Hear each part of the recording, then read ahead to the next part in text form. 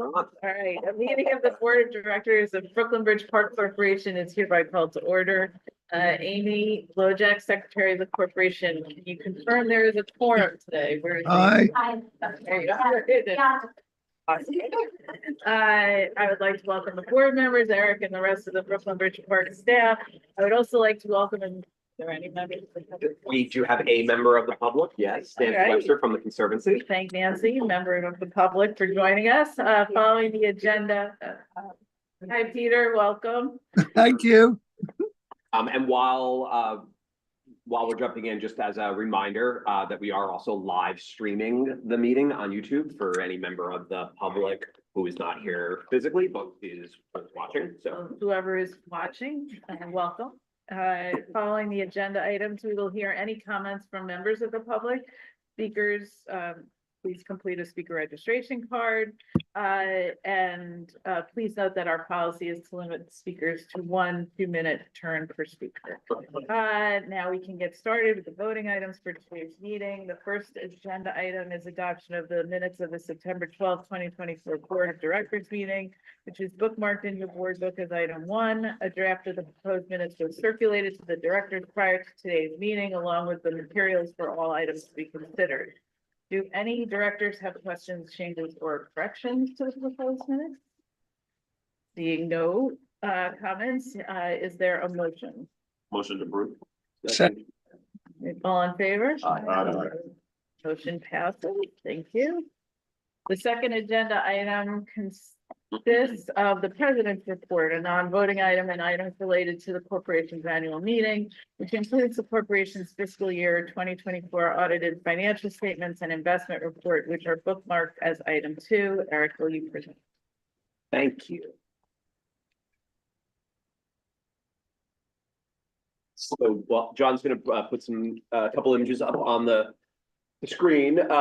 Gonna keep it short. Thank you, John. Fantastic. Gonna keep it short. One of the big things, obviously, that we wanted to do today, once we got through all of the business, was take about 20 minutes or so to walk next door. So you can see the Pier 1 construction site, which is nearing completion in the next couple of months. I would say certainly by the end of, we're hoping by the holidays, it will be absolutely fully done. There's a really good chance that the landscape portion will be done within the next, call it 5 to 6 weeks. And we will be able to pull the fence back towards the building while we just finish a couple of critical things in the building, like the photovoltaic panels. And that'll be, we think by Christmas, everything will be done, which is great. I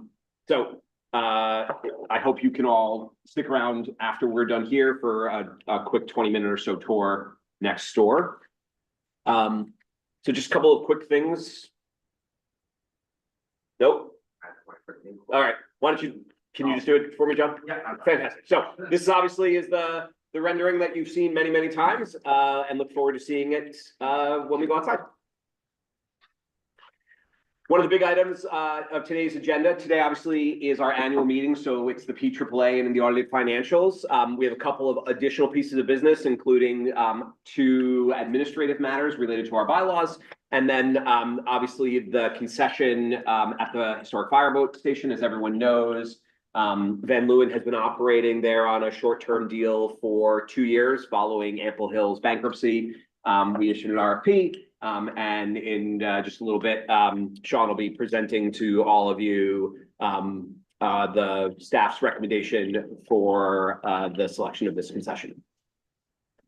Also, as you know from the last board meeting, we're bringing back the ice skating rink. Obviously, from our discussion, it will be the exact same size rink, smaller building, and cheaper to the public. We're really excited working with TXG. And pleased to announce, while this mark may not be the marketing graphic just yet, that is the name that we've settled on. Last year it was Glide, which was an IMG owned name that we were not allowed to reuse. And working with our marketing team and TXG's marketing team, we've come up with the Roebling Rink at Brooklyn Bridge Park. in honor of Emily Warren Roebling. So again, this may not be the typeset and the graphic just yet, but that is the name that we're going with for the skating rink. That's great. That's a great improvement. Yeah. Great homage to Emily. Yeah, thank you. Thank you. The last thing I want to talk about before I get to the PAAA is the area under the park, Manhattan Bridge. We've obviously spent a lot of time talking about this and a lot of time talking about our plans for a future recreation center, swimming pool, athletic facility. We just started internal work with an entity, public works partner that's going to help us do the community outreach and community planning. They're really going to kick off in earnest with the public right after the new year. So they're spending the next couple of months doing a lot of internal working with us. In the meantime, we are ready to make a change with the scaffolding. In that the scaffolding currently is over the dog run, the sidewalk, and this pathway. The scaffolding has previously been removed over the climbing wall as the climbing wall operator has left the park and that area is officially closed. The city's policy as it relates to this area, the Manhattan Bridge and the scaffolding, is that the city makes a distinction between congregating under and passing through. And that if you are passing through, there is obviously significantly less risk and therefore overhead protection is not required, which is the case with the immediately adjacent street of Plymouth Street, where the Manhattan Bridge also runs over. It is also worth noting that it has been, knock on wood, it has been a number of years since we've had anything significant from the subway infrastructure that has fallen. The sidewalk, the park sidewalk that is currently covered by scaffolding is exactly like the city street in that it is pass-through. There's not congregating on a sidewalk.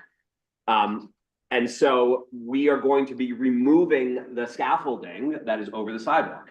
In addition, this pathway here is also pass-through with the exception of a couple of benches. We're going to remove those benches to make this walkway also pass through, allowing us to remove the scaffolding. And then that leaves us with the only scaffolding left is over the dog run, but we're going to close the dog run, which allows us to remove the scaffolding. The dog run is not well used, in large part because of the scaffolding, and this whole area has been really, really hard to clean and maintain because of the scaffolding. It is an eyesore in the community. It's one that costs us about $100,000 annually, and it is something that we have long been asked to remove if we could. By turning everything into pass-through and closing the dog run, we can do so. But we're not just going to close the dog run and lose the amenity. We're going to relocate the dog run. John? So just to the north of this area, obviously, is 1 John, the building. And the building that you see here is 10J to the south of this picture. And that lawn, obviously, is the John Street lawn. That lawn, unfortunately, is in need of significant restoration. It's not working. It is kind of a mess. And we've been thinking about what we can do with it. Now, when we do the rec center project, we need to relocate the dog run as part of that project because the rec center is going to be in that location. But we don't need to wait for that project to relocate the dog run. We can relocate the dog run now by moving, and we think the John Street location is the place to move the dog run to, especially considering its current condition. And so we can plan in the upcoming when we go through our capital budget in June, we anticipate this being a capital project that would be part of our capital reserve.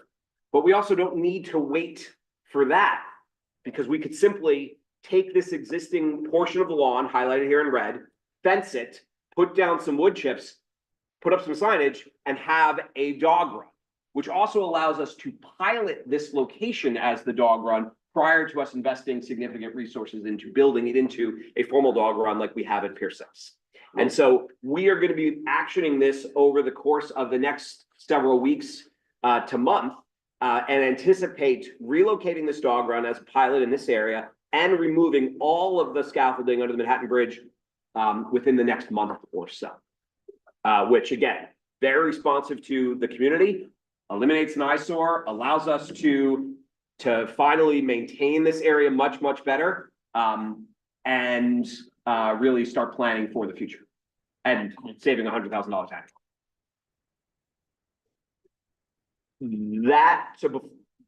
That is more or less what I have on the president's report. If there are any questions about that or anything else for that matter.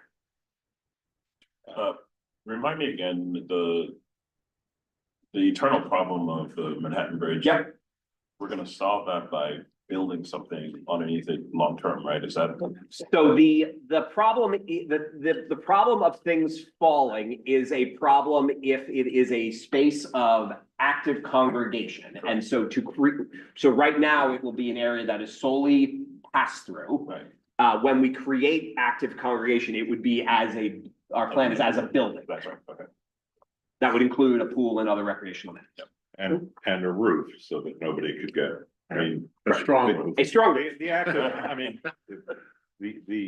just one I mean, the active congregation thing is a DOT invented rule for where they will object to, things under bridges and where they won't. I mean, and the premise is supposed to be safety. But, and should be, I mean, the appropriate premise would be safety. As applied, one can talk about whether they're consistent, and I realize that when we remove the scaffolding over the public walkways, that's DOT's responsibility rather than ours. But I would suggest, just for the sake of the record, and because we care about people not being hurt too, that when they take down the scaffolding or clean it off or do whatever they do, somebody preserve a record of what has fallen during the period it's been there. And if we have records going back from cleaning, let's make sure that we preserve them. Because in addressing the question of what we could do under the Brooklyn Bridge, the fact that the DOT's own records showed that nothing of consequence had fallen on the Brooklyn side there in over a decade ended up being important. Yep. So, absolutely. So we certainly will. Jeff walked away, but so Rob, I know you're talking with the scaffolding company, so let's just make sure we make note of that. Thank you.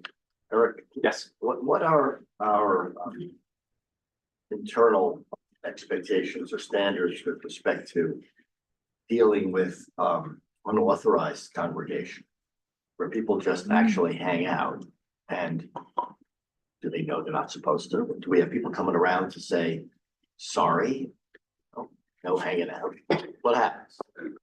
So I would say there's not going to be a lot there to hang out to. It's literally just going to be a sidewalk and park paths, and everything else there is going to be closed. I don't know that it is, there's no hanging out, but my sense of it is that it is much more like we are turning it into much more like the adjacent street without cars. Where you could hang out on the adjacent street, I guess. So. You may not love that answer. Well, just may want to think about it. Because, if you tear it down, they will come. If you build it, they will come. You may be surprised. Just sort of put a camera up one day and look at it for a week, is whether it's really, no one's there. Maybe you're right. But I assume that there is no policy or regulation around people hanging out, is there? Right, there's probably nothing you can do if people decide to gather in a. It's spot. still a public, it's still a It's public still place. public. Yeah. I would gather that there's nothing, people can't go riding around and say, right? We could put a big danger sign up, That's. and, and by the way, I'm serious because just because you're strolling along doesn't mean something can't fall on your head. It happened to people. So we got the local law because of things falling off of buildings and so on. And, it's a concern. I don't know We could, why the city can't do something about netting or whatever. They said no. so the answer on the netting. So as you all know, I am not one that likes to speak for a sibling agency. So all I can say is what I have been told by said sibling Your agency. cousin's over there. The former DOT commissioner, I'm sure, is going to comment, but what I have been told is that a net is not possible because it's a suspension bridge, and that would require adding weight to a suspension bridge, which would impact the engineering of said suspension bridge. I am not an engineer. Again, not speaking for the agency, just saying what the agency has told me. Yeah. I mean, during the time I was commissioner, I pushed both the DOT and the MTA who share responsibility for the stuff that falls off the bridge. Can't we address the problem? Do the repairs necessary to keep stuff falling off the bridge? And nice try, Commissioner. Nobody, a lot of this, nobody was gonna do. And as to the netting, I asked the same question and got the same answer, although there were inconsistent answers depending on who I asked and when I asked. And given that the suspension bridge holds subway trains and huge overweight trucks, the notion that the netting is going to be the thing that causes it to fall into the East River, I'm no engineer, but that did not ring true to me. And well, the things that fall and are caught in the netting, that adds weight. Yes, okay, well, that argues for why you need the netting. And the answer to that is you clean out the netting when stuff falls into it. I mean, Also, the stuff that falls was already waiting on the bridge. oh, Marty, you're being so logical.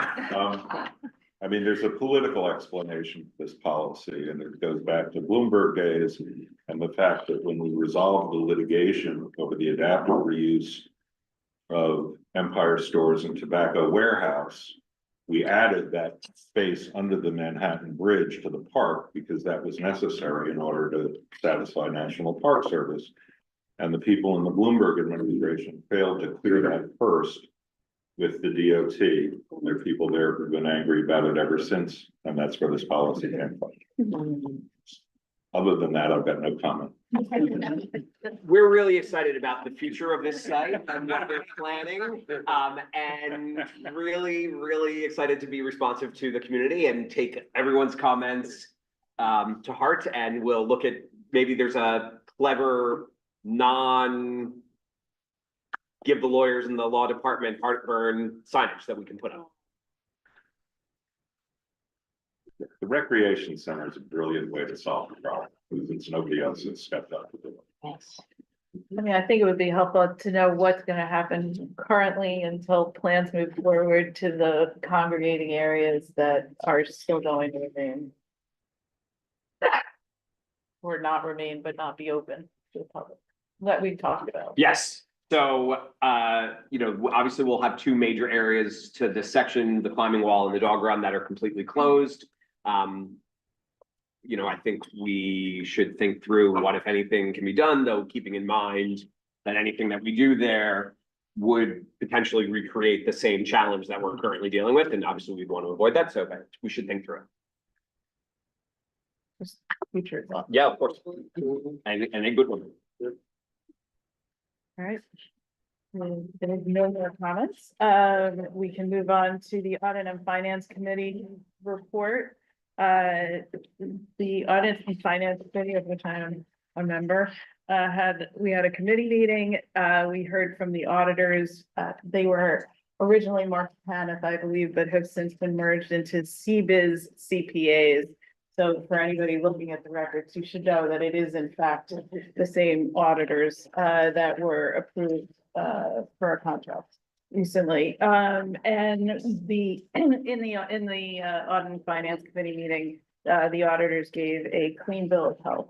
And that the staff was fully cooperative in providing all the information that was required, and that they had absolutely no issues with what they were seeing during the course of the audit. So I congratulate the staff and open it up for any questions. So in Jelani Watkins' absence, Jelani unfortunately, Jelani ruptured his Achilles. No. Yeah. And what's really, really unfortunate, I mean, there's so many things unfortunate about it. Jelani was training for his first marathon, gonna run the New York City Marathon in 2 weeks. And at our annual staff recognition luncheon 2 weeks ago, He ruptured his Achilles at the annual someone get hurt staff basketball game. Every year somebody does something they shouldn't. And this year, sadly, it was Delaney. And so he's actually meeting with the surgeon this morning. So he asked me to present this item on his behalf. So I'm actually just going to read his words. Brooklyn Bridge Park Corporation is required by the Public Authorities Accountability Act, also known as PAAA, to have directors approve the fiscal year 2024 audited financial statements, copies of which is attached to your resolution as Exhibit A. PAAA also requires certification as to the accuracy of the financial statements from the President and Chief Financial Officer, which is attached to the resolution as Exhibit B. And they also require that the directors approve an annual investment report, which is attached to the resolution as Exhibit C.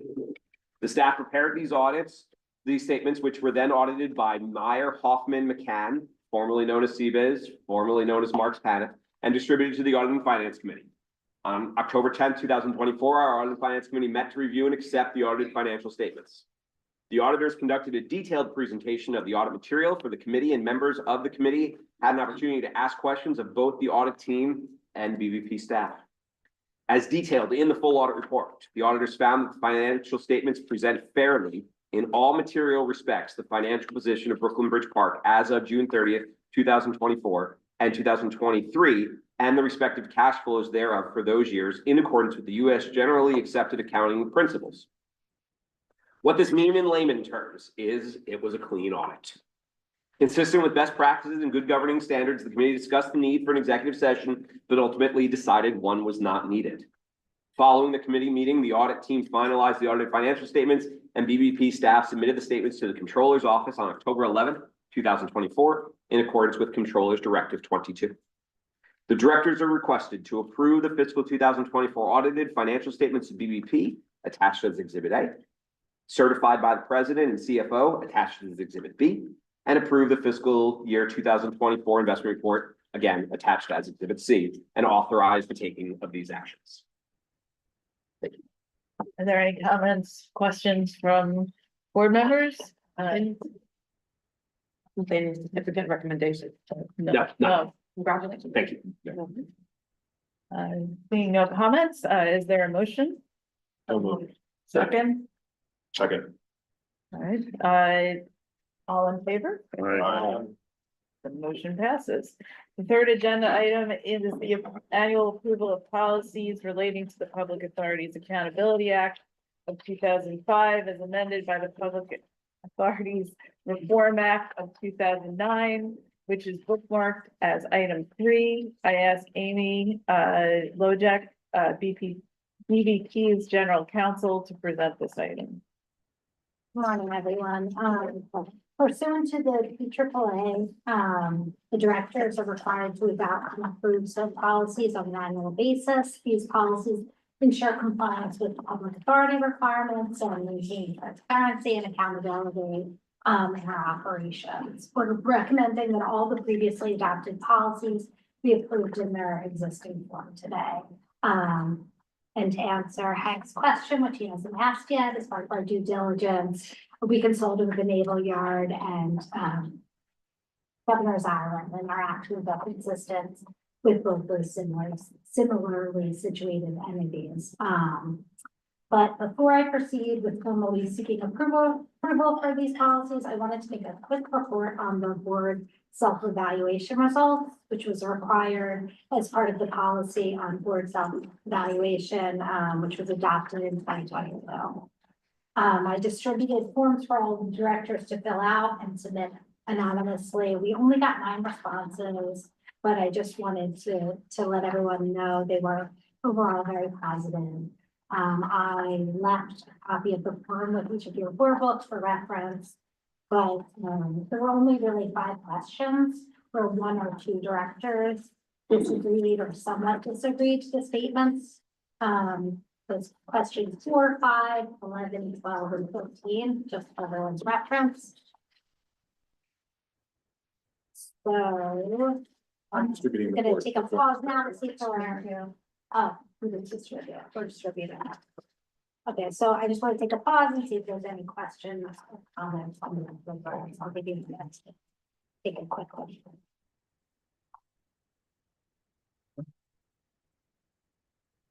I'm there was an issue with the form that's away. Well, it's the questions, it's just for the questions. Yeah, so it was questions 4, 5, 11, 12, and 13. Where, I'm sorry, Amy, that's where you had one or, It's only 1 or 2 disagree or somewhat disagree, so like I said, everybody seems very happy with how you guys are doing. Which ones again? Can you repeat? It was 4, 5, 11, 12, and 14. And that, again, that was just 1 or 2.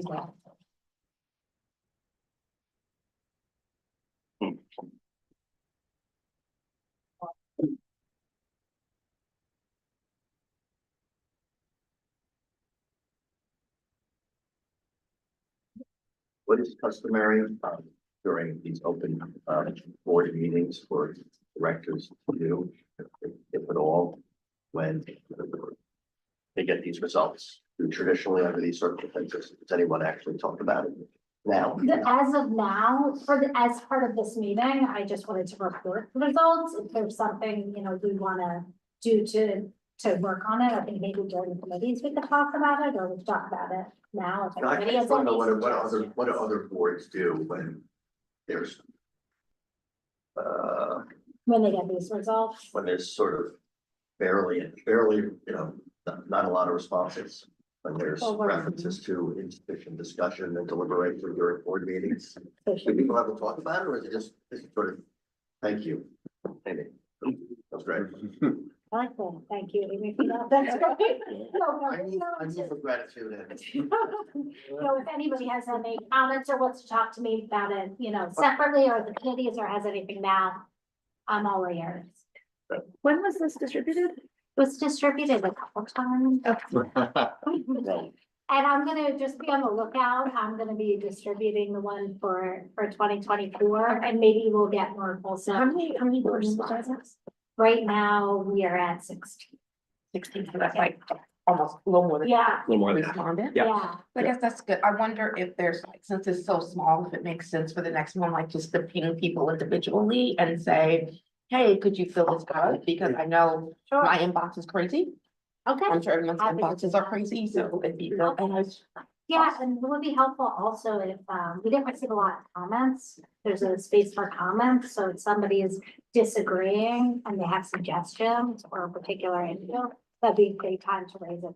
Again. if Yeah, and I they- wonder for the but like, once we put that in place, would it make sense for the governance committee to think about how to like revisit this as a group, so it's not taking up, the board meeting, but it does seem like some of these things, there might be things that can be put in place so that people feel like, That'd be you know great. what I mean? 100%. That'd be What great. I would, And this originated with the governance committee. Yeah, no, we, Yeah. yeah, and yeah, the governance committee did review this, that I think the takeaway was that based on the limited responses we got, there were no significant problem areas identified.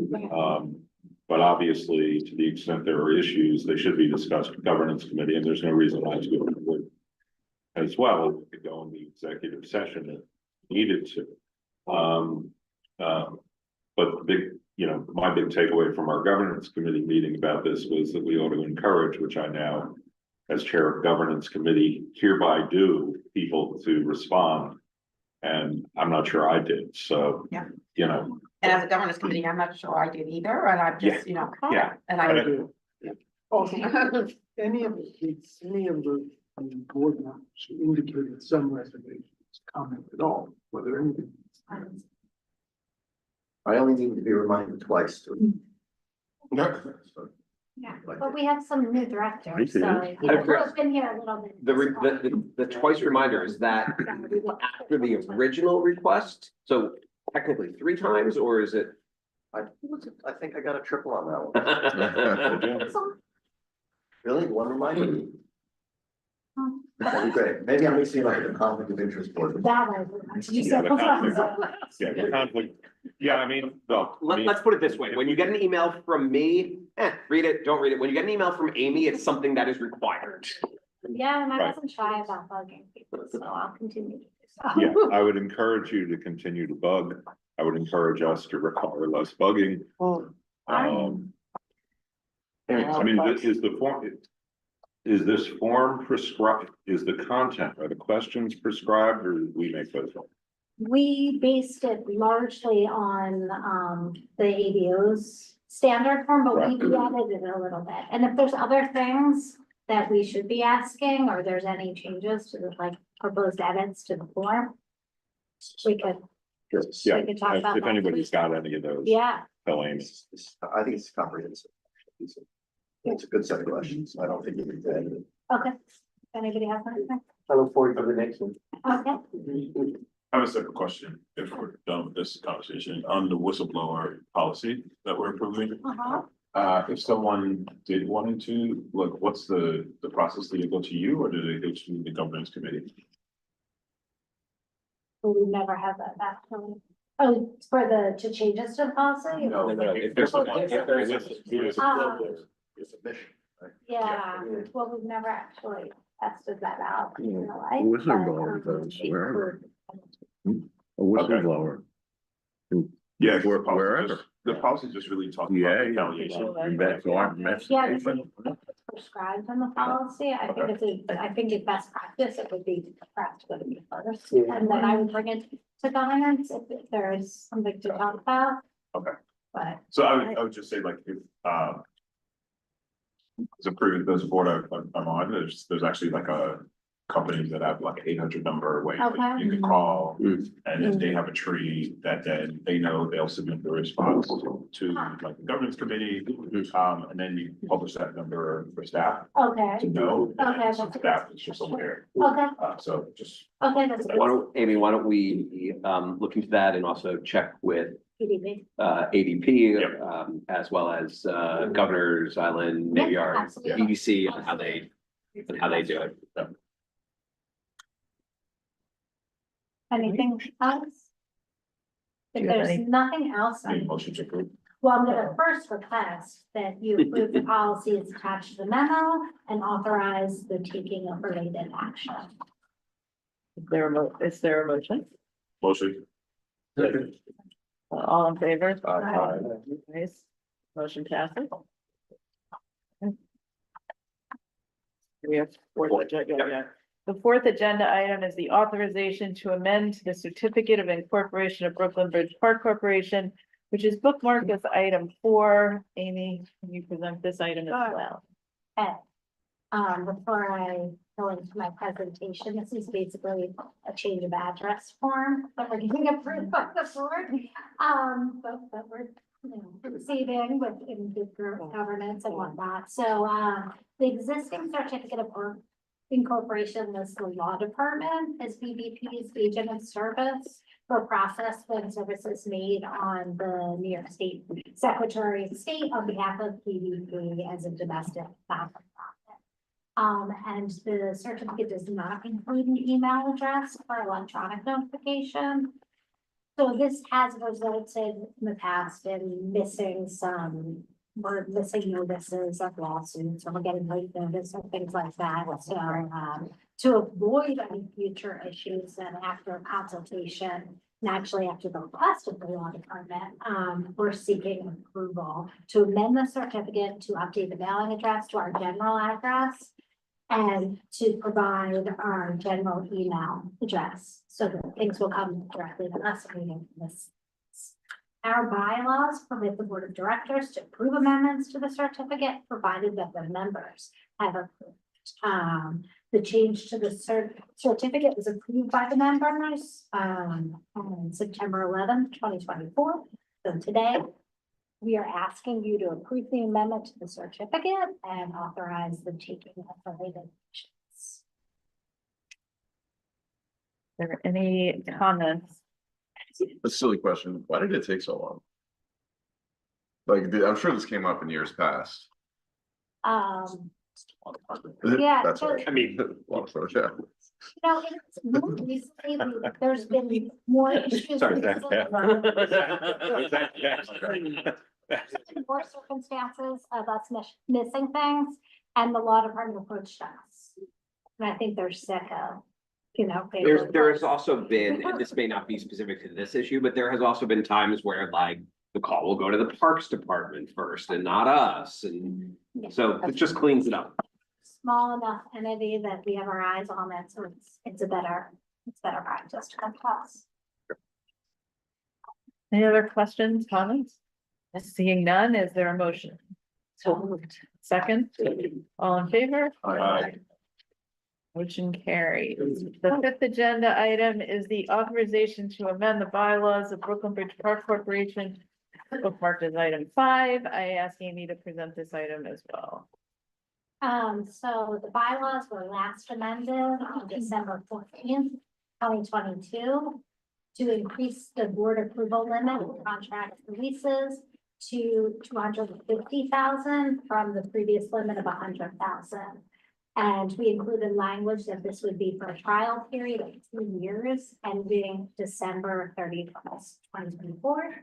As we are well into the fall and December's around the corner, we wish to now further amend the bylaws to permanently increase the board limit to $250,000. You can see the changes on page 3 of the draft bylaws attached to the memo. As you can see, we kept in the requirement that contracts between 100,000 and 250 be reported quarterly to both audit and finance committee and the governance committee. And we are today requesting that the directors approve the amendments to the bylaws and authorize the taking of related. This clarification, no sunset, right? No, we're removing the Removing the sunset. sunset, We're removing okay. the sunset, as there were no issues and it would seem to work well. And as we all know, everything's getting more expensive. Very good. Any other questions, comments? Just a quick question. Do you have a sense of how many contracts fall into that 100 to 250 Yes, I'm tranche? gonna call on Joe who has that information on his laptop. For the last 2 calendar years, it was a total of 14. It varies, things like, we had the HVAC system blow out one day. And so that we didn't have to come to the board, or wait for a board meeting or call an emergency board meeting, we were able to enter into that contract, which was, I believe, about 150,000 thereabouts. It's other things like turf replacements, large plumbing contracts, things like that, that we needed to move quickly on. But it's around 14 for the past 2 calendar years. And Josh, we report out quarterly to both the governance and the audit and finance committee on those expenditures that fall between 1 and 250. Like I said, we'll continue to do so, so you guys will keep an eye on this. Yeah, I mean, the HVAC is a great example in that, one day. And I think I've said this in this meeting before, the term explosion, I don't use lightly, and it wasn't quite an explosion, but it was like an explosion of our HVAC system, in the middle of the winter. And so we had to bring in a contractor to build a new HVAC system, completely rebuild. And I mean, as Joel said, it was $160,000. And so we were able to, because of this change in the bylaws, we were able to immediately go to work with that, as opposed to publicly noticing a meeting of the board, which takes 72 hours, and then bringing you all in, then getting approval after going through the permit process. So I'm sure you have a lot more expensive things that we could take. you have a great many more expensive things that you get to approve. You'll be busy. This may be a little bit besides the point, but just since you brought up such an example of that magnitude, had the fix for the HVAC system been greater than 250,000, you still would have had the ability to deal with it expeditiously, or you would not have? I would not with the same, no, I'd have to have a meeting if it was above 250, I'd have to have a meeting of the board. And that raises a question of, there could be other emergency needs. We have that emergency exceed contract that, We have you know? emergency procurement. Oh, I mean, is there any exception for So- safety, life? so safety? apparently there's an emergency provision that would allow me to go to the deputy mayor and get emergency authorization. Okay. Yeah, which we haven't used it very often, but if we had to. This conversation started, just as a reminder, a couple of years ago, we were looking to buy new picnic tables and benches at Pier 6. And we could only buy 9, I want to say. Because if we had bought 10, it would have taken us over the board limit and we didn't have, in order in time for the spring summer season, we didn't have time to call the meeting. And so we just said, all right, we'll get 9. Less than a month. And when we did it, Governor's Island also did the same. All of our policies are modeled after one another, and so we did it around the same time that Governor's Island also did it, increasing their board limit to 250. I think EDC also did the same. Yeah. Not sure about that. I think we're at 100K, Really? but I don't wanna, I believe EDC created some type of committee to deal with some of those contracts under. I know Rachel had been looking at it. Yeah, I don't believe they ever. Did they not But follow it? they did, they had a workaround with the committee that dealt with it. But Governor's Island did it without the sunset provisions. We're in alignment with them now. okay, thank you. Any additional comments, questions? Not seeing none, is there a motion? So moved. Second. All in favor? Aye. Motion carries. Now, the sixth agenda item is the, thank you, Amy. Is the sixth agenda item is the approval to enter into a license agreement for food and beverage concession at the historic Fireboat House, which is bookmarked as item 6. I'm now going to ask Sean Reynolds, Director of Operation, to present the item. Morning, everyone. Morning. This request is for authorization to enter into a license agreement with Van Leuven for a food and beverage concession at the historic Fireboat House.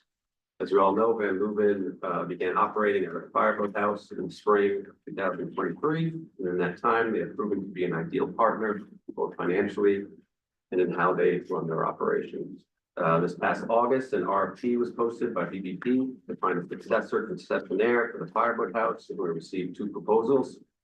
Selection committee reviewed and interviewed both proposers, and we recommend entering into a license agreement with Van Leuven based on their operating experience, competitive financial offer, and their planned capital improvements in the space. The license agreement would be for an initial 5-year term with 5 one-year renewal options. The directors are hereby requested to authorize BBP to enter into the license agreement with Van Leuven and authorize the taking of related actions. I think it would be helpful to hear why this was a financially beneficial. Sure. I brought actually some numbers from the past few years. So Van Leuven began operating, I believe in May 2023. Ample Hills, which was there in 2020, which was the last full year they were operating before COVID. And their numbers, I believe, were 388,000 for the year sales. And then last year sales for Van Leuven were 1,319,000, and then so far this year up through June, 712,000 in sales. So again, a huge difference. What do we got? So we get currently. Go right ahead. Ice cream. Get a double scoop. So currently, there's a guaranteed minimum that they always exceed, or 10% of gross sales is what the current deal is. The proposal in the RFP was 12.5. Okay. And the second bid, just so there's an understanding about why this was chosen over the Yeah. other bid. So the second bidder was Oddfellows. Oddfellows is currently at the Pier 5 location. And they are also, it's worth noting, around the corner in Dumbo, around the corner from this location in Dumbo. Oddfellows is also a really great partner of ours. Our general feeling was that the Oddfellows location is a harder location to fill at Pier 5. It's not as it's much more seasonal, not as profitable. And so if Oddfellows had won at the Fireboat Station, we would then have to issue an RFP for the Oddfellows current location, because we would not want the same. We have 2 ice cream vendors in the park. We would not want them both to be occupied by the same vendor. Van Leuven is the existing tenant in this location. They came in with plans to make some internal capital upgrades into the building, They clearly will be ready to go because they're already there for the season, so there's not a change, there's not us having to re-RFP. And last, their financial offer was, Van Leeuwen's financial offer was 1.5% greater. No, I'm sorry, yeah, 1.5% greater. It makes, I wanna say, I was on governance, I hate re-asking things in a board No, meeting it's or totally other fine. committees, Please. excuse me. So I just wanna say out loud that I think this is the best move, is Yes. staying with them, but I also wanna think about how we think about, like cost when we're thinking about MWBs as contract, like, I don't think the 1% matters as much as they're there, they're doing, 100%. so I just wanna make sure that. And, Cause to and me, MWBs may not be able to. And so 1% doesn't matter if you can bring in a diverse candidate. we completely, look, I completely agree with that. I think our selection committee completely agrees with that. In fact, there have been numerous times, both on the capital construction side and on the operations side, where we have gone, that's us spending money versus receiving money, but there have been numerous times where we have spent significantly more money on a contract for an MWB. That is true both with our internal IT support as well as the construction that we did when we completely redid the Pier 5 synthetic turf fields. This, while yes, Oddfellow's number was less than Van Leeuwen's number, it really was about the fact that Van Leeuwen is already in the location, doing well in the location. Oddfellows is already in the Pier 5 location and doing well in that location. If this were a brand new RFP that didn't have a current tenant, I think we might have felt differently. Yeah, no, I just wanna keep that in the conversation and thank you for sharing. 100%. And you kind of answered my question, but what is the obligation for capital upgrades there over the course? There isn't an obligation. It is when we issue the RFP, we say, tell us what your plans are. Tell us if you're gonna be making improvements, what kind of improvements you're gonna make. So, you know, they're gonna make some internal improvements to the way the line cues, and they're gonna paint and bring in, you know, so when Ample Hills went bankrupt, they literally just left. Right, And they left everything. all the ice cream too, right? They left all the ice cream, which I'm sorry, got taken by all of our staff. But there were croissants this morning, so. But they also left their freezers and they left their fridges and they left everything. And so when Van Leeuwen came in, we said, we kind of have all this stuff. We don't know if it's worth anything. And they said, well, we'll use it. And they've been using it, but it's now it's fairly old. So they're gonna upgrade all of that stuff.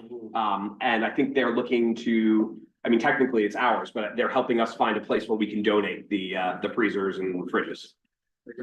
Paying to reorganize the way that they're set up a little bit, change the flow of it. They're taking into consideration all the things they didn't when they just sort of helped us out. Not helped us out, but they got in there real quick and started an operation in what was someone else's space essentially. Right. And now they have the chance to really, you know, sort of quickly remodel it in a way that makes more sense for them. You remember that Ample Hills abandoned the space right before Christmas of 22. And Van Leeuwen opened for business in May of 23. And so they really jumped in a matter of like 4 months. Completely changed. And from May to the end of the calendar year, this was Van Leeuwen's second most profitable location. So for them, second most profitable location in the city. And they have like, they have to like 50 plus locations, I think, citywide. So clearly they made it work and they've been a great partner of ours, as has Oddfellows. And just so everyone knows, you know, I called Mohan yesterday, the owner of Oddfellows, and, you know, we had a conversation about how great of a partner he is. And, you know, while I understand how much he wanted to move to this space, it's the best move for the park to have him remain where he is and have Van Leeuwen remain where they are. Okay. Any other comments, questions? I just want to add that the operations committee did also review this proposal and were satisfied with the questions and answers. So seeing no further questions, comments, is there a motion to approve? Second? All in favor? Aye. That motion carries, and read this, I think. Yeah. Right. At this point, we're ready for commentary from the public. Please get to meet the The public. member of the public, yeah. Right. Nancy Webster, Brooklyn Park Conservancy, just a couple of quick things. One, want to express, our continued enthusiasm and gratitude about our programming partnership we have with the park here. So our arts and culture and our recreation programs are, beginning to sort of wind down a bit in the fall. I would encourage all of you, we do have our Harvest Festival, which is kind of our big, family festival this Saturday on Pier 6 from 11 to 4. So I'd love to see you there. Our education programs, particularly our school-based programs, continue strong throughout the year. We're fully booked up through December. We'll open up spring classes soon.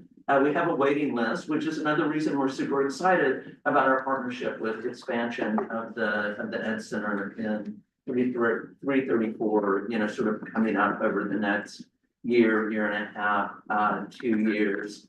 All of this is very much supported by the gala, and I wanted to thank, I saw many of you there, and so thank you for joining us. It was a particularly meaningful event for us.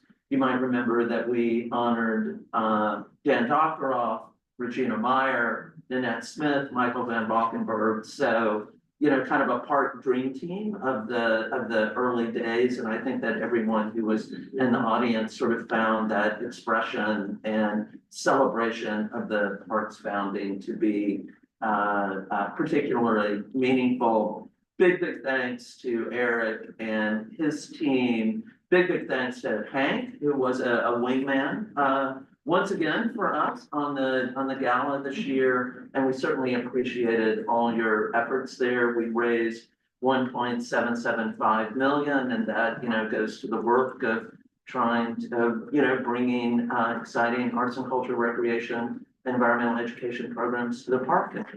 Obviously we couldn't do it without all of you, and we're super appreciative for all of your support. Thank you. And congratulations to Nancy, Chris, the entire Conservancy team. You guys did an amazing job in picking your honorees and in celebrating what they did in such a joyous and appropriate fashion. Ditto. Thank you, Nancy. We're on to the final. Is there a final item, which is if there is a need for executive session?